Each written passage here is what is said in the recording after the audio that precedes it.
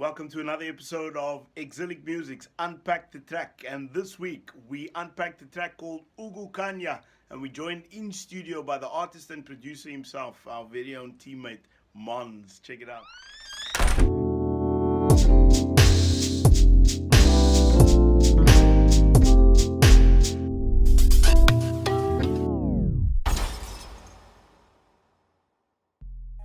Thanks for watching these videos regularly. If you've missed any of them, then go back and check out our YouTube playlist called Unpack the Track and tell us what you think. Like, subscribe, post something in the comments. But this week we want to unpack a certain track by a certain young man who goes by the name of Mondzz. The joint is called Ukukhanya, which means to bring the light. And what do you know? Mondzz is right here opposite me. How's it, Mondzz? What's up, man? What's up? It's all good, thank you. So Mondzz, let's talk about this joint. Let's unpack the track together. Shall we do that? Let's go. This is a dope track, brother. Thanks, man. It's like almost better than the previous track. Well, you know, they always say that you must do better than the first record, so... That's what they say. So let's have a look at this. This track was written by Mondzz. I helped co-produce, and I think we came up with something cool. So let's check out what went in there.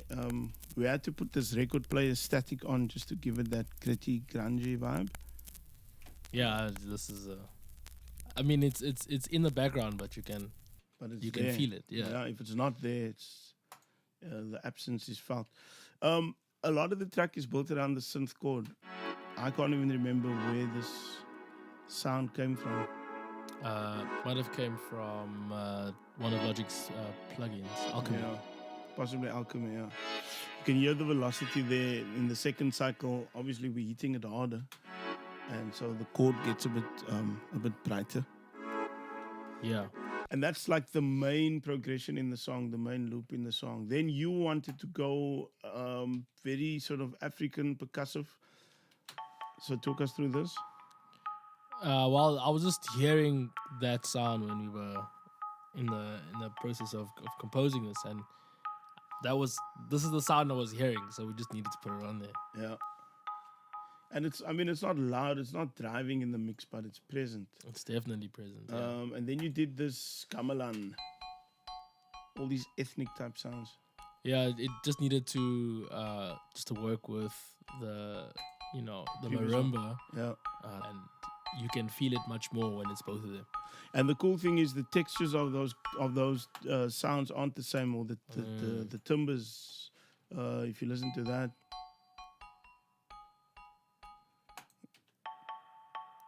That's got a deeper, duller tone. So they complement each other. Okay, then I heard this sound in my head. It did something like... That's what it was doing in my head. So I tried to... And he played it out. I tried to play that. That is not a sample. No, he played that sound. Okay, then took us through this Asian parade. Well, this is quite an unusual sound because, one, you don't hear it much, but... Where did you sample it from? In the one song that you hear it, this is from Drake's Hotline Bling. And, you know, it's so small, but it does so much. But you sampled it from there? I did not sample it, we played it. But this is not exactly Hotline Bling. It's not exactly Hotline Bling, but that's the first thing that you think of when you hear it. He's got that percussive driving, but he's got a sample, some 70s, 80s sample. He's got some rock sample on there. So this is not that, but it feels like that. Yeah. So how did you program this?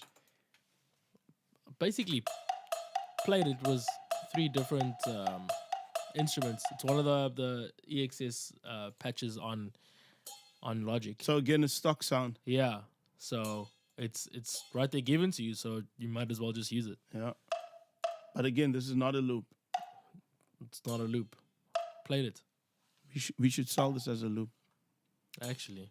I think we should. Let's go. Love it. Sounds like a metronome. It does. But it works. So far, that's what we've got. And That's basically the song, isn't it? Basically the song. Very minimalistic. It's not a whole lot going on. Okay. Then we added snare. Is this a stock snare? Now this is one of my own snares. It's from actually the machine kit that I had gotten from the machine drum packs. Okay. And it does a job. Works. Okay, talk to us about the 808 here. So I used the 808 to just fill the empty spaces because I could hear a low end that had to come through, you know. Like if you had to play the song in your car, that's exactly what you want to hear in the low end. Exactly that. So and you got the pitch bend going. Yeah. It's the end thing. So I guess I had to follow through with that. Why do you have two 808 tracks here? So the one is the normal one and it's it's untouched, and the second one is distorted, so that you're able to play. You're able to hear the 808 in small speakers. You can barely hear that. You can barely hear it, but try play it on your small speakers, and that will come through. So you're not just feeling the 808, but you're also hearing it. Okay, shall we look at the verse? Let's go. So talk to us about that bass you've got going there. It's not kind of a typical modern sounding bass. No, it's very 80s pop. It's got that low end, so you can feel like there's some sort of bass happening, and that's basically what they use also just to do bass programming. But it's very old school, very retro. So with the beat now, we also got the kicks going. And this is to show you where, like, how music has evolved, and this is basically what trap has turned into. It's very rhythmic and soulful, and just the way you program it and using. But this is not 2011, 2012 trap with definitely the not. bells and the whistles and the big arpeggiators, the big what do you call it? The big choir patches. No. So it's very soulful. It's become very, very musical. Cool. Okay, so you don't even have hats in here. No hats. And then you've got this 808. And basically, it's still filling the empty spaces. It's not doing much. But it's not the same 808 you used in the Hoek. Well, it is. Oh, it's actually, also trunk shaker. But it's still doing the same thing. It's the boxy bass is what takes over, and you tend to pay more attention to that because it's more frequent. Sure.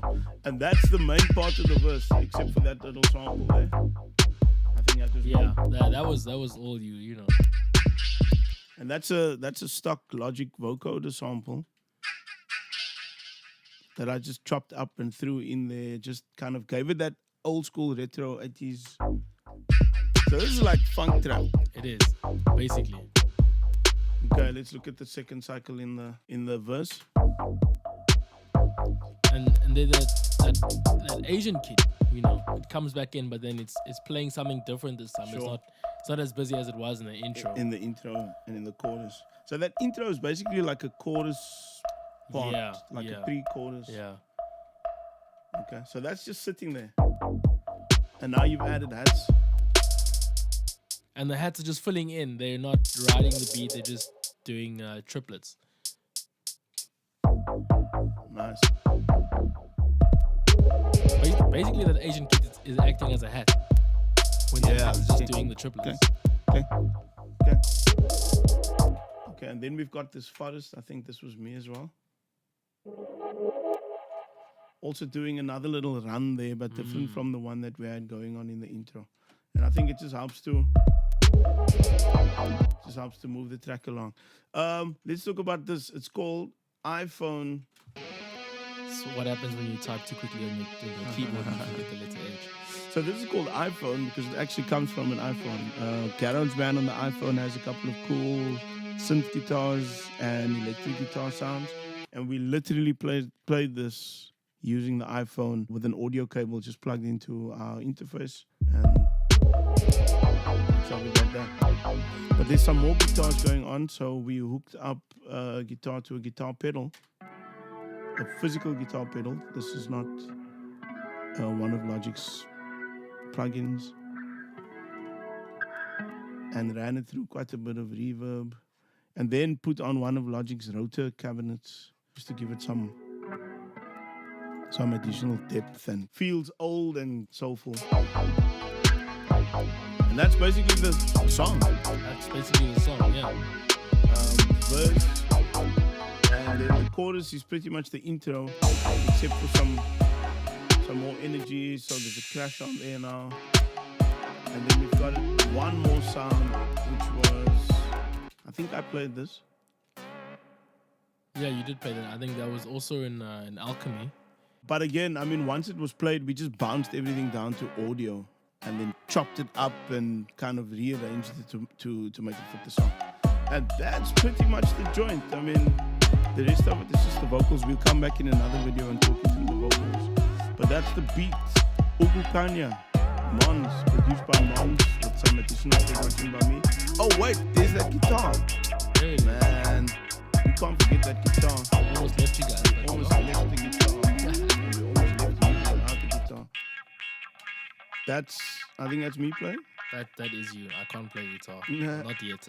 That's me playing again through that guitar pedal with a wah effect on it, and really putting it in that funkadelic. And you got the snares doing like a 4 on the floor, Yeah. but not all the time. And there's that hat, because during the verse it's not doing much, but in the hook it comes back in full swing. Yeah. Cool. That's it. Exilic Music, Unpack the Track, episode 6. Mondzz Ukukhanya. Thanks for hanging out, Mondzz. Thanks, bro. Peace, man. Please like, subscribe, share, comment. Give us some suggestions about how we can improve. Also, what you'd like to see us cover. Unpack the Track. Till next time. Peace.